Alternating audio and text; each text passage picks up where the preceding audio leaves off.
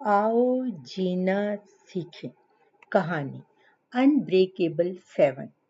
एक दरिया के किनारे खूबसूरत शहर था जहाँ एक मिडिल स्कूल था। इस स्कूल में और दूसरे स्कूलों में कुछ ज्यादा फर्क तो न था, लेकिन इसको दूसरे स्कूलों से मुख्तलिफ और मियारी बनाने में इस स्कूल के 7 बच्चों का भी हाथ था, जो अनब्रेकेबल 7 कहलाते थे। ये सातों बच्चे अपनी खूबियों की वजह से जाने पहचाने जाते थे।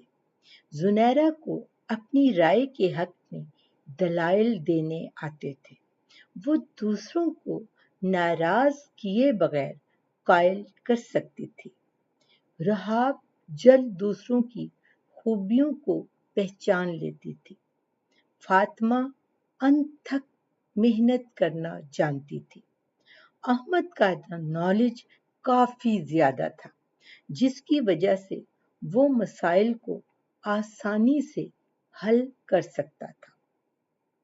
उमैर के पास बेहतरीन आइडियाज होते थे। वो नित नए तरीकों से काम करता था, जबकि एहसन का हिसाब किताब बहुत अच्छा था, लिहाजा फाइनेंस में इससे बेहतर तो कोई भी नहीं था। जबकि तलहा किसी भी टेक्निकल मसले को हल करने की सलाहियत रखता था। इनके शहर में मुस्तकबिल के लीडर्स के नाम से सिटी गवर्नमेंट एक सालाना प्रोग्राम करती थी, जिसमें तमाम स्कूल शिरकत करते थे। मकसद ये था कि शहर के रोशन मुस्तकबिल के लिए ज़हीन दिमाग इकट्ठे किए जाएं। उनके स्कूल की प्रिंसिपल साहिबा ने भी इस मुकाबले में शिरकत का फैसला किया था। इनके ग्रुप ने भी एक कम्युनिटी गार्डन का आइडिया पेश किया, जिसको प्रिंसिपल साहिबा ने बहुत पसंद किया और इस पर समरी बनाने का कहा। जुनैरा और अहमद ने मिलकर समरी तैयार की। समरी अप्रूव हो गई। तलहा, जुनैर और एहसन ने फंड रेजिंग की जिम्मेदारी ले ली। फातिमा और उमैर ने खुद आगाही मुहिम को चलाने का फैसला किया, जबकि अहमद और रहाब ने गार्डन की तरतीब तज़यीन की ड्यूटी संभाल ली।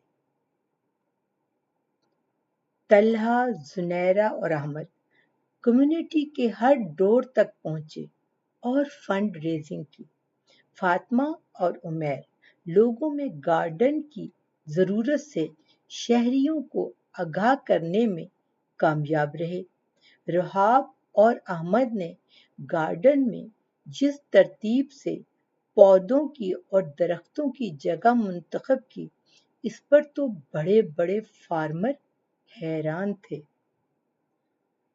अनब्रेकेबल 7 इस मंसूबे को कामयाब बनाने में सफल हुआ। स्कूल की इज्जत में भी इजाफा हुआ और ये गार्डन 1 साल या 2 साल का मंसूबा बनकर नहीं रह गया, बल्कि इसकी तरक्की के लिए अनब्रेकेबल 7 ने मुसलसल काम किया। आज भी इस गार्डन को लोग अनब्रेकेबल गार्डन के नाम से जानते हैं।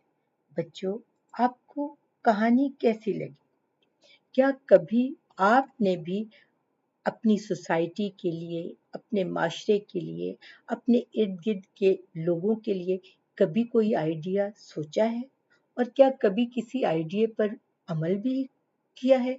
अगर ऐसा किया है तो मुझे शेयर करना ना भूलिए, ताकि हमें पता चले कि आप लोग किस तरह अपने इर्द गिर्द के लोगों को फायदा देते हैं।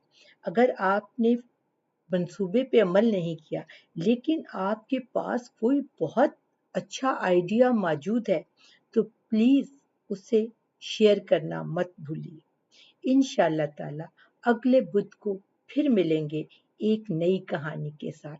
تب تک کے لیے اللہ حافظ، بائے بائے، سو لانگ.